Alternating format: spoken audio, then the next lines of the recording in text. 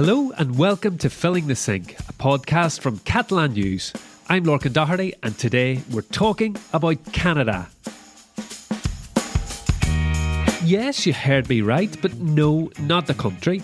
Today we're talking about Canada, the award-winning Catalan production company that makes daring, creative and surreal music videos for the likes of Rosalía, Dua Lipa, Tame Impala, and brilliantly original ads for companies like Mercedes, Google, Puma, Adidas, Nike, the list goes on. We have an extended interview for you on this week's podcast with Lope Serrano, Canada co-founder and creative director, and Alba Barneda, their global head of production. They'll be chatting about their meteoric rise from making videos for their mates in Barcelona to becoming one of the pop world's go-to video producers. We'll hear all about their creative process, what it's like working with some of the biggest names in music, and what to do when something goes drastically wrong. Spoiler alert, sometimes it turns out better.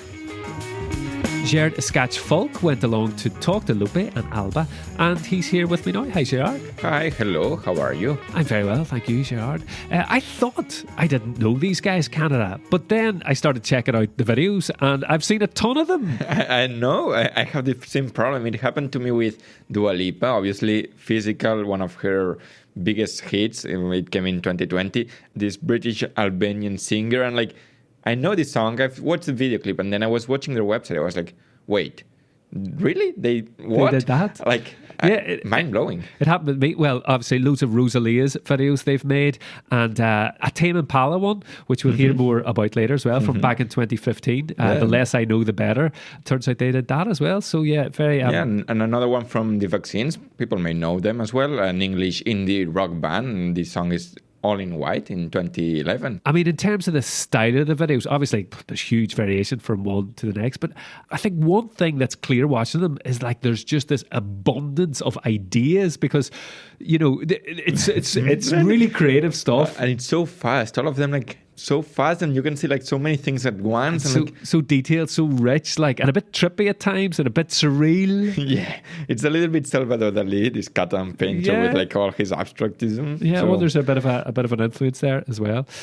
And this week, I mean, we've been watching a lot of these videos, at work. It felt a little bit weird watching music videos at work. Yeah, sitting in the office, we're just watching some music videos. No, it's all research for the podcast. Yeah, one of them that I just watched was Rosalia's latest one that they made, this long-form TikTok live performance. So it was a 30-minute video. Obviously, I didn't watch the whole video because it was supposed to be watched from a phone because it's recorded with an iPhone. Well, not only one, 30 different iPhones at least.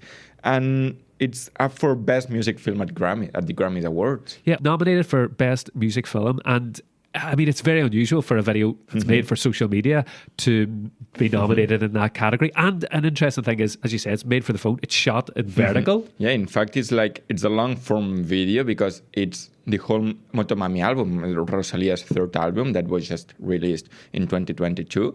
And they recorded using phones, and it's a great experience, to be fair. And with Rosalía singing live as well, they say it's a live video. I mean, the video is it possible that it was recorded live? It's so intricate, but yeah, the singing's live. Okay, well, why don't we hear from some of the people behind these videos then, some of the people at Canada. Lope Serrano is... it's a little bit confusing because he's also known as Canada, as is another director there, Nicolas Mendez. They started producing videos under the name Canada, and then the company grew, and now it's the name of the production company too. So yeah, not confusing at all. So Gerard, you went along to speak to Lope Serrano and Alba Barneda. Yeah, exactly. And I went to their offices in Poblenou neighborhood here in Barcelona, a very creative area here in the Catalan capital. Lots of tech startups. Yeah, exactly. And their offices, they have amazing views. You could see the sea in one terrace, then on the other terrace you could see Sagrada Familia, Torre Glorias, even Montjuic Mountain. So amazing. Well, this is Alba Barneda, a partner at the company and global head of production. And first, Lope Serrano, co-founder and creative director, who began by telling us what Canada is. Canada is a production company that has a roster of international directors, has offices in Barcelona, in London, and in Los Angeles. And Canada produces basically advertisement and music videos and some kind of short films as well. Yeah, mostly it's commercials and music videos. We started here in Barcelona, and we started doing like small music videos from bands that they were friends of us.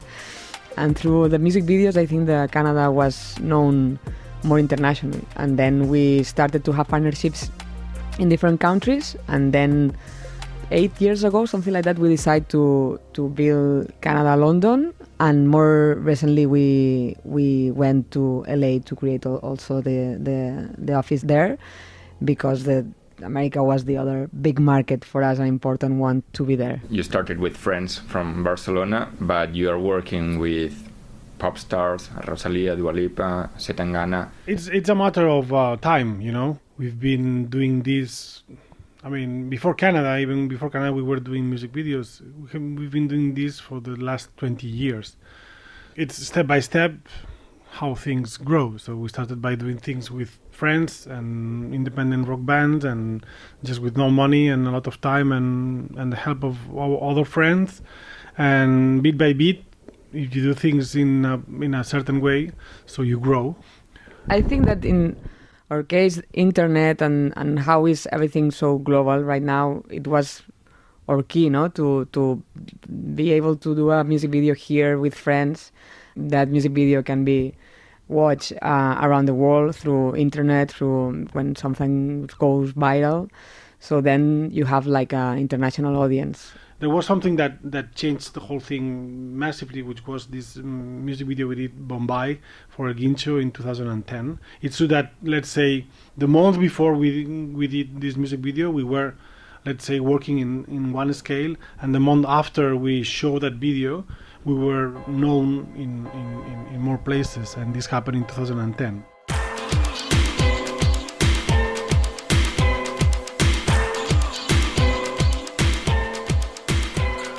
Step by step, but it's true that after this music video for El Guincho, then Scissor Sisters came to us, and was like a big moment to have like an international band. They had budget for first time of our life for a music video, so we used to work like in 3K or 6K budget, or known K, and they had, I think, 30K, something like that we never, or something like that. That was a lot of money in that moment for us to do a music video, no? And then it's a band that they have like a big audience, so it was a big step for us. How do you work? Like, is it the artist that comes to you? Do you go speak with the artist to propose a video clip? You never go to the artist with an idea, because, you know, he calls you. Most of the time you are pitching, so you are not the only one who has been called. You are competing with other guys, other girls, other whatever. But sometimes the artist has a clear idea of what he or she wants. Sometimes not. Sometimes comes with a document full of references. Sometimes it's just, I want to be in a boat. And from here you have to manage to come up with an idea that obviously fits in the budget that they have. But basically the idea is that you have to be fast, maximum a week. From the call to the document you present, called a treatment, where you have all your ideas, and it has to be very specific, technical. And sometimes it's a shot in the dark, like, I don't know what is this song about, or I'm just trying to do my thing. Let's see if he likes or she likes it. But it's a challenge, you know. I mean, it's exciting, and when you have the idea, you feel that you are the king of the world. But prior to that, you feel you are just shit. You know, that you don't have ideas, you are repeating the same, you are old, you are ugly, you are stupid. That's the beauty of this job. Is it best to have a blank page, or just to like have ideas from the artist for your creativity to start working? In my case, a blank page is dangerous, because most of the time blank page means laziness from the other part of the dialogue, you know. Blank page means, no, you can come up with whatever you want, and this whatever you want, it's never what the other part wants, you know. It's although from the other side, when there's an idea, even if the idea is specific and stupid, if you respect that idea, it's more likely that you are gonna please the artist, you know what I mean? So having restrictions, maybe it sounds like a paradox, but having restrictions makes things easier in terms of coming up with an idea, because the idea that you have to come up, it's very specific and technical. respecting the things. But if the artist comes with, I don't know, whatever you want, you're a genius, you're a fucking whatever. This is a bad beginning. You are in the production side, he's in the creative direction side. Obviously, your job for a video clip is completely different to his. Mm-hmm. How you make it possible to make his dreams come true? It's also creative, I think. I always like to say that the production side is also... You need to be creative in the production side to do their dreams possible, no? But yeah, it's a lot of dialogue between the production side and the creative side. And you start with their ideas, and then you create a big team with very talented people, and working all together is when you can do something good. The first thing for me, it's always to have a good song and then a good treatment and a good idea. So then you need to find the good people and create a good team and work very hard to do it possible. This business, I call it business, I don't know if it's a business, but this world only works if a director has a producer and a producer has a director, You cannot do this as a single person. Obviously, you've recorded thousands or at least hundreds of videos. Do you have any anecdotes that you can share with us? I don't know where to start. This is like a blank canvas question. I always remember because it was with you, with Tame Impala, when the night before started shooting, the main actor. Oh, yeah. And on the hospital because he was surfing in Barceloneta, yeah. So it was crazy. And I remember perfectly the team here without you, because you were like, "Hey, see you tomorrow." I was like, "Okay," and just we get the phone call. Wow, what we should say do now. Yeah. But then we always have there's always a solution, and it was quite a better solution than what we had, yeah. No? Yeah, absolutely. Yeah, we finally get another option that we cast, that was Albert Baró, that is a Catalan, now it's a very famous Catalan actor. It was really, really great having him on the shooting, because the main actor that we had, he wasn't an actor, he was a surfer here in Barcelona, so finally we get Albert, and I think So the conclusion is the cast was a disaster, no? The selection of the actor was a disaster. That's the conclusion.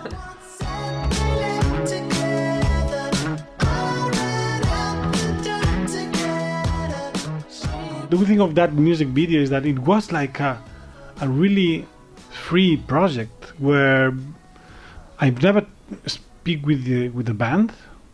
The band was never here. The band didn't say anything about the edit, and it was a considerable success, Yeah. And we did we did what we wanted. But considering that how edgy is the story, involving, let's say, sex and a lot of let's say old American movies cliches, and also having some kind of weird drawings, a lot of elements that if you analyze them individually, it's like, this is not going to happen. But it happened. And was a success. Yeah, and that's one of the best things of what we do, that suggests that there is no formula, but just trying to do what you want to do. You know what I mean? And what's been the most complicated video or ad? The most complicated, I don't know. Tame Impala was. Tame Impala, the thing with Dua Lipa, the first Dua Lipa music video was huge. Was huge. In Barcelona, yeah. I guess that in each project there's moments that you think, fuck, what the hell we are doing? This is not going to happen. This is definitely a mistake. We're going to die. But finally you don't die. I don't know. We are here. Yeah. Yeah, no, I think that every video has like a difficult moment. It depends. If sometimes it's because the video ends does never go to on air because the band decided not to. So there's very difficult moments for different reasons. So sometimes it's because it starts raining on the shoot. So yeah, there's it's normal to have some moment that's like, ouch, what we should do right now, no? Mariposas sueltas por la calle para One of the recent videos that you did that has been very well received is Rosalia's TikTok live. How was that? Because it's not a music video. It's like, well, it is a music video, but it's not a video clip. It's like 30 minutes of songs or a little bit more. How does that work? Matthias Stills, that is the director of that music video, long music video.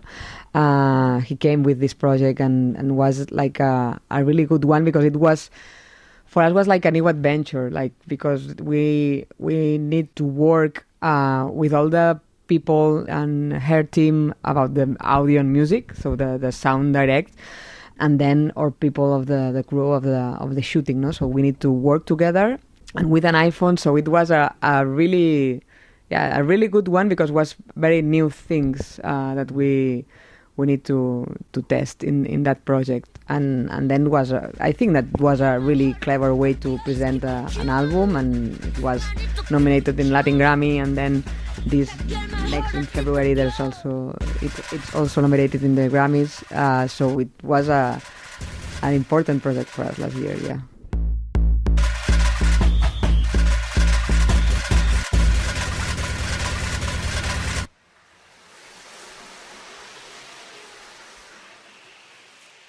Our thanks to Alba Barneda and Lope Serrano. You can check out all their videos on canada.com. I've spent quite a while on that website this week. It's thoroughly entertaining. Yeah, I have to say so. And you can follow them on all the usual social media as well. Instagram, Facebook, Twitter, Vimeo. Obviously, they've got a Vimeo account. Gerard, the rise of Rosalía, a singer from here, from just outside Barcelona, over the last 6 years is one of the big stories in pop music. And along with that, it's kind of brought Canada maybe to an even wider audience than before. Exactly. They even started with Rosalía working with her in her first album, Los Angeles, which was not very well known before El Mal Querer.